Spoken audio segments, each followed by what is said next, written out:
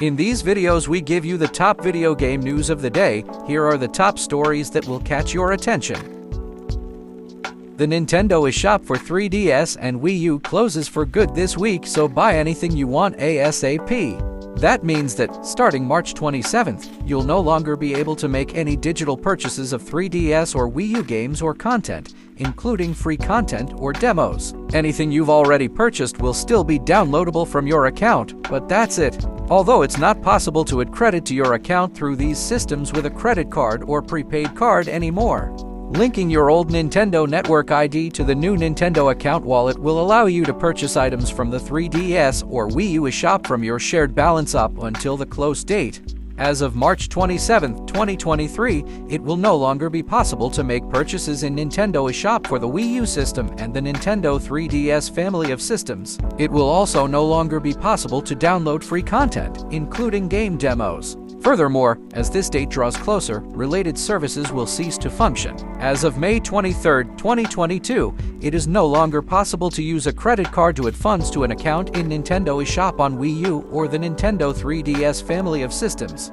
As of August 29, 2022, it is no longer possible to use a Nintendo eShop card to add funds to an account in Nintendo eShop on Wii U or the Nintendo 3DS family of systems. However, it will still be possible to redeem download codes until March 27, 2023. Users who link their Nintendo Network ID wallet used with Wii U and the Nintendo 3DS family of systems with their Nintendo account wallet used with the Nintendo Switch family of systems can use the shared balance to purchase content on any of these systems until March 27, 2023. After that, the balance can only be used to purchase content for the Nintendo Switch family of systems. No changes are planned for Nintendo eShop on the Nintendo Switch family of systems. The changes to Nintendo eShop on Wii U and the Nintendo 3DS family of systems will simultaneously take effect in software on these platforms where it is possible to make purchases, such as Street Pass Me Plaza, Theme Shop, and Nintendo Badge Arcade. Even after March 27, 2023, and for the foreseeable future, it will still be possible to re-download games and DLC, receive software updates, and enjoy online play on Wii U and the Nintendo 3DS family of systems. Sony is worried that Call of Duty games on PlayStation could be sabotaged by Xbox. Microsoft has hit back against Sony's claim that the PlayStation version of Call of Duty may end up being inferior, but past precedent speaks for itself.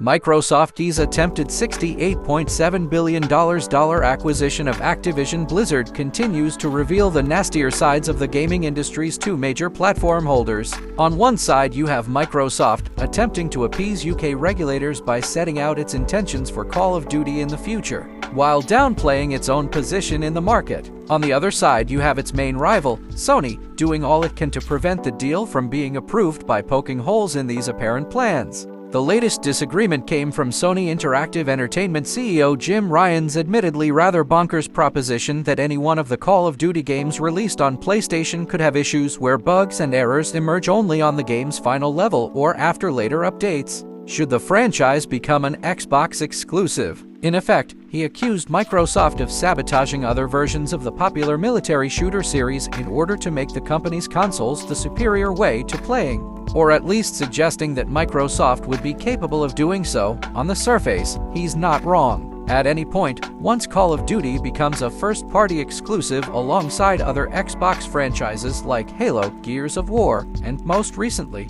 Starfield, Microsoft could tell its developers to make the PS4, PS5, and the eventual PS6 version subpar in some capacity. While it's an eventuality that's definitely possible, the question is, would Microsoft actually do it and stoop to such petty tactics in reality? Probably not. After all, even when Call of Duty comes under Microsoft's ownership, the publisher will still want to sell as many copies as possible, including on platforms like PlayStation and Nintendo. Microsoft has already said the Switch and subsequent Nintendo consoles will receive support for 10 more years.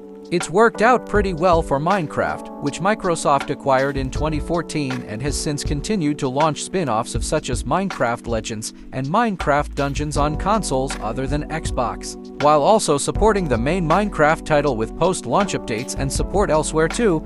The truth is that it doesn't make a lot of business sense to sabotage Call of Duty on any platform. Microsoft has now even said as such in a rebuttal to PlayStation's claim.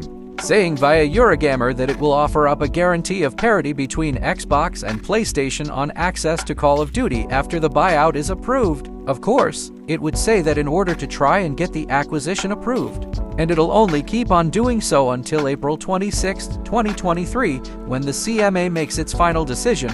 Though sabotage of this nature is unlikely, that doesn't mean it isn't possible in other areas. Ryan is correct to be wary in terms of the way Call of Duty is handled in the future, especially if you look at how other Microsoft publisher acquisitions in the past have been handled. When Bethesda was welcomed into the Xbox family back in September 2020, for instance. Head of Xbox Phil Spencer strongly hinted in an interview with GQ that The Elder Scrolls 6 would be an Xbox exclusive, similar to how it took Starfield off the PlayStation table despite it previously being announced for the platform. Who's to say the same couldn't happen to Call of Duty? The very fact that Microsoft has been so adamant about its 10-year minimum guarantee to other platforms would suggest that its ultimate goal is to make Call of Duty a true Xbox exclusive. So as much as Microsoft might try to give the impression it wants to bring the franchise to more people, apparently 150 million more, when brought to Nintendo Switch and Nvidia users, the future of Call of Duty isn't on PlayStation. Sony is so concerned about Microsoft's willingness to go back on its promises that in the same documentation to the CMA where it raised concerns of sabotage, it also pointed towards previous examples of U-turns the company has done on its promises. From the time European antitrust regulators fined Microsoft $1.3 billion for abusing its market dominance with Windows operating systems in 2008 to when it was fined another $731 million for a similar situation with Internet Explorer in 2013. It's clear that Jim Ryan isn't beyond digging deep to throw punches. I'm of the opinion that consolidation of any kind isn't good for players. It leads to less competition, fewer independent studios to work on ideas they're passionate about, and the increased likelihood that we'll get less interesting games as a result. Neither PlayStation nor Microsoft are tussling over Call of Duty with any of these considerations in mind, but it's indicative of an industry fighting over who gets to keep the biggest financial share. Sony is absolutely right to be fearful of Microsoft's sabotage, as Microsoft would be if Sony had it been the other way around. Whatever verdict the CMA settles on, it's us gamers who will ultimately get caught up in the crossfire. This information sounds pretty interesting to me. I wonder how this will make people feel. You should tell me your opinion on this in the comments section below. Be sure to like and subscribe for more content on the daily, and hit the notification bell to be notified when we post.